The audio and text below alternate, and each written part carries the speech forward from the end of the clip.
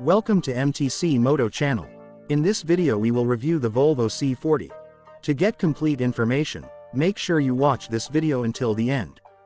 Here is the review. Volvo C40. In 2022, Volvo came up with the C40 Recharge, a compact all-electric crossover with sleek styling and an oh-so-trendy sloping roofline.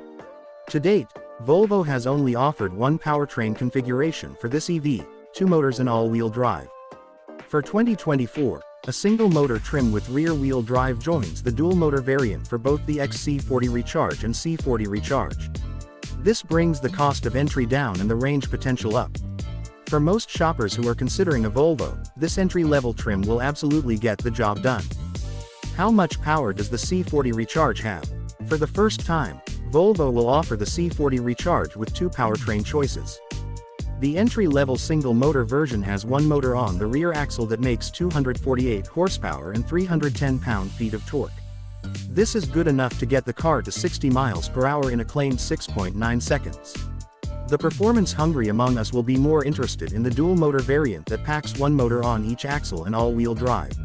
Power surges up to 402 horsepower and 494 pound-feet, which drops the 0 to 60 time to 4.5 seconds.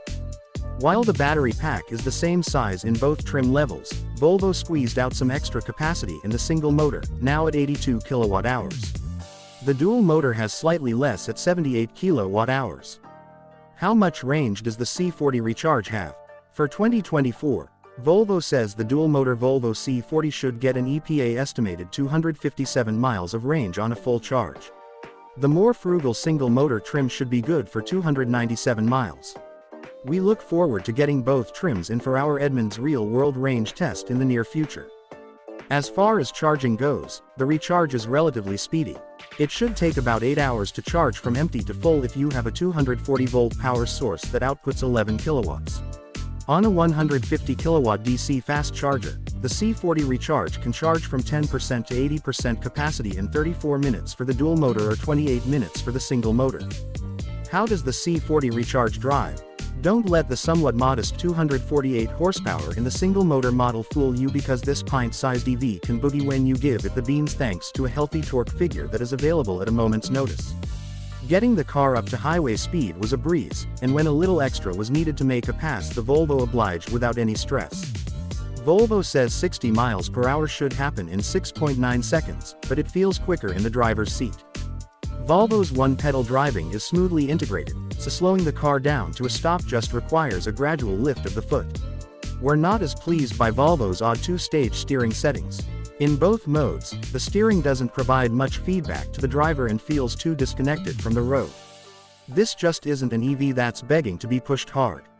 The XC40's personality on the road is much more tame than that of its Polestar 2 cousin. Instead, think of the single-motor C40 Recharge as a very well-sorted commuter car.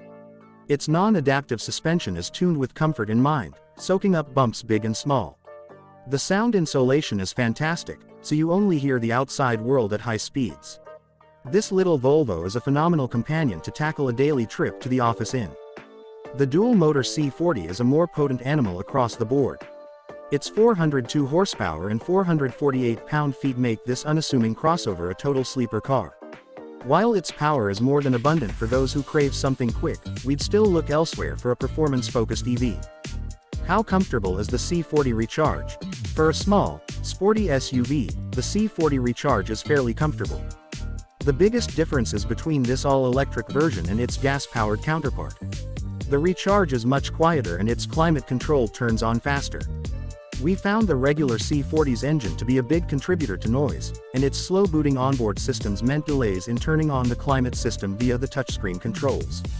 The Recharge starts up and is ready to drive the moment you open the door, and its electric motors produce very little noise.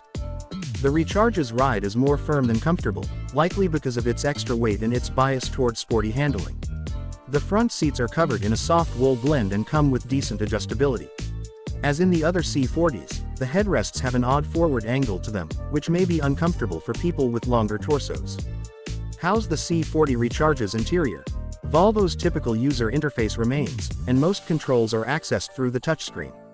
But the Recharge inherits Google's new in-car operating system, which includes convenient apps such as Google Maps and Spotify built right into the car. The menus aren't quite as intuitive to navigate as in the related Polestar 2, but the functionality is just as good.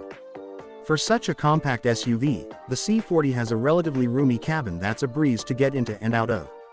Tall drivers might not be able to find a comfortable seating position due to limited steering wheel adjustability and the protruding headrest design. Legroom in the back should suffice for anyone 6 feet or shorter. The big downside is the rearward visibility, which suffers greatly from the sloped roof. It's legitimately hard to see out of this car from some angles. Another tick in L column is the all-glass roof and its lack of sunshade. This thing can collect some serious heat without the AC on, even with the tinting that it has. How's the C40 Recharge's tech? With the Google operating system on board, there are some great and some not so great features. We love being able to access apps like Google Maps inside the car, and having the Google Assistant as a voice recognition system makes it one of the easier ways to control things.